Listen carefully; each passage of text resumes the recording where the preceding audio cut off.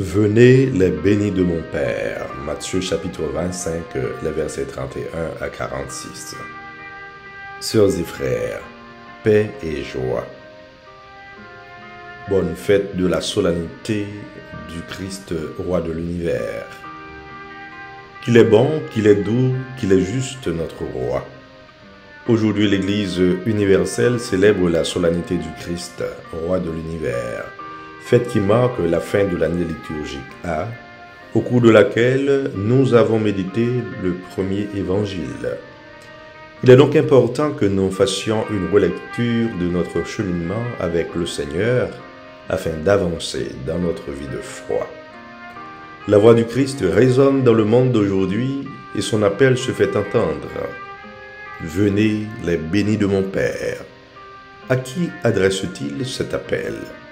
Nous voici en présence d'un Dieu de relations qui crée pour se lier et instaure dans nos cœurs un règne plus profond que vous ne pouvez l'imaginer. Dans les trois lectures de la liturgie de cette solennité, les thématiques du roi, du berger et du juge se font écho. Le Christ n'est pas un roi comme les autres. Il désire nous faire participer à un royaume de vie, de vérité, de grâce, de sainteté, de justice, d'amour, de paix et de réconciliation. La royauté de Jésus s'inscrit dans le projet de Dieu qui veut le salut de tous. Le pasteur est donc celui qui conduit, nourrit, soigne, rassemble. Jésus est donc ce berger de toute humanité qui est venu chercher ceux qui étaient perdus, guérir ceux qui étaient malades et nous sauver, nous qui sommes pécheurs. La parabole du jugement dernier nous présente un juge champion des relations. Marie-Noël Tabu nous fera remarquer que cette parabole établit un lien essentiel du Christ avec celui qui a faim, qui a soif, qui a froid, qui est blessé ou abandonné, avant de nous renvoyer au jugement de Dieu. Nous vivons pourtant aujourd'hui dans un monde qui est comparable à une jungle, où la loi de la raison du plus fort demeure la meilleure, où les puissants font sentir leur force. Nous survivons dans un monde en panne. Notre monde est en panne de paix et de vérité. C'est pourquoi nous nous créons si souvent nos propres vérités et nous nous faisons la guerre sur des bases mensongères. L'Irak, l'Afghanistan, la Libye, la Syrie, l'Ukraine, la Palestine, la Russie, l'État d'Israël, sans oublier tant de tueries de masse un peu partout. Notre monde est en panne d'amour. C'est pourquoi nous avons si mal à nous aimer les uns les autres, comme le veut le Christ. Nous voyons tellement plus nos différences, sans pourtant apprécier leur richesse. Nous sommes en panne de justice, et c'est pourquoi il y a tant d'enfants, de femmes et d'hommes dont les droits sont bafoués, qui sont maltraités et méprisés, opprimés.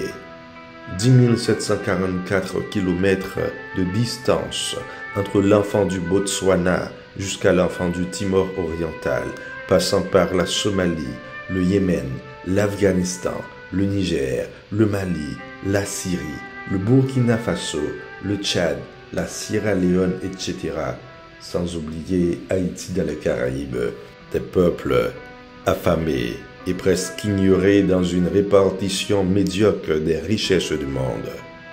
Notre regard de foi en la solennité du Christ, roi de l'univers, doit se fixer sur la qualité de la relation que Dieu nourrit avec nous, qui nous invite à aller vers nos frères et sœurs, vers notre monde.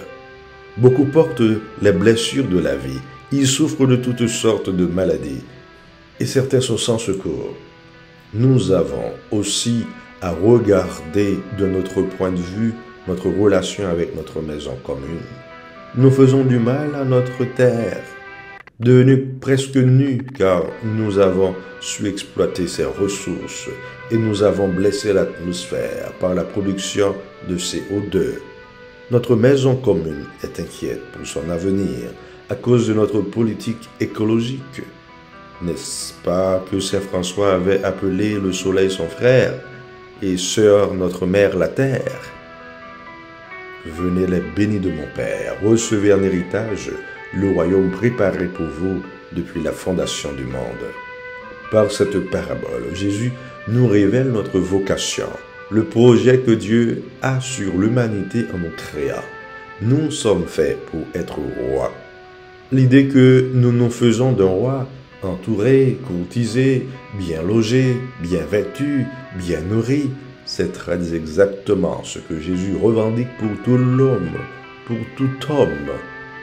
Le livre de Deutéronome déjà affirmait que si l'on veut vivre l'alliance avec Dieu, il faut éliminer la pauvreté. Il n'y aura pas de pauvres parmi vous. Deutéronome, le chapitre 15, le verset 4. Au sens de « vous ne devez pas tolérer qu'il y ait des malheureux et des pauvres parmi vous ». Jésus s'inscrit dans la droite ligne de cet idéal attribué à Moïse. Ensuite, nous comprenons si bien que nous devons participer à cette création de richesse, si bien que nos actes seront nos juges. Donc, à vous qui aurez su avoir des gestes d'amour et de partage, de générosité et de tendresse, le Fils de l'homme dit « Venez la bénie de mon Père ». Ce qui veut dire « Vous êtes ses fils, vous lui ressemblez, vous êtes bien à l'image de ce berger qui prend soin de ses brebis » dont parlait Ézéchiel dans la première lecture.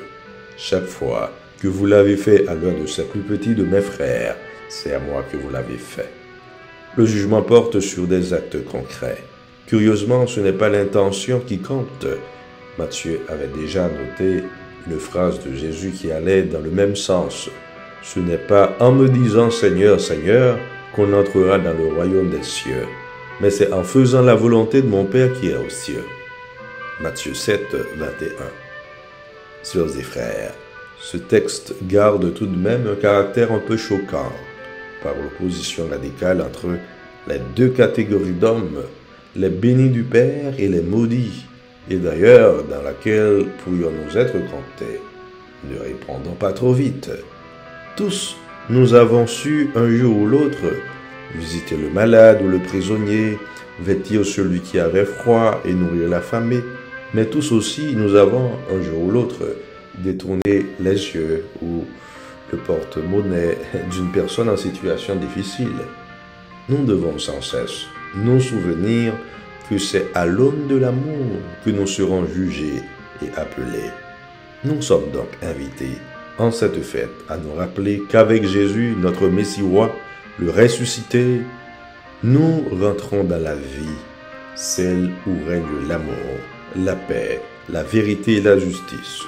Par lui, désormais, Dieu donne à l'humanité tout entière son esprit d'amour.